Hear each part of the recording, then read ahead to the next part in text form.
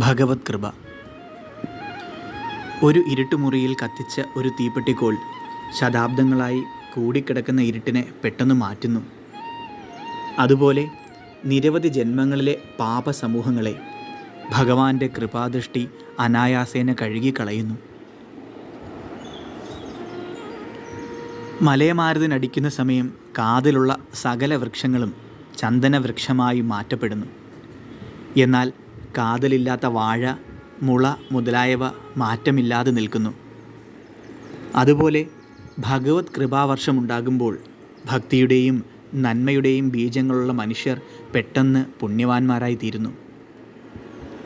എന്നാൽ കൊള്ളരുതാത്തവരും ലൗകികന്മാരും എളുപ്പത്തിൽ മാറ്റപ്പെടുന്നില്ല.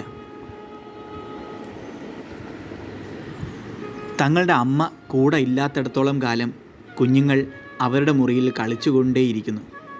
ഭയമോ പരിഭ്രമമോ അവരെ ബാധിക്കുന്നില്ല. അത്ര വളരെ അവർ കളികളിൽ നിമഗ്നരായിരിക്കുന്നു.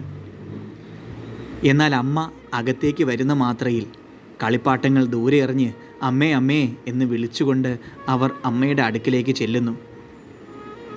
അതുപോലെ നിങ്ങളും ഇപ്പോൾ ധനം, സ്ഥാനം, മാനം മുതലായ ലൗകിക കളിപ്പാട്ടങ്ങളെ കൊണ്ട് കളിയിൽ മുഴുകിയിരിക്കുകയാണ്.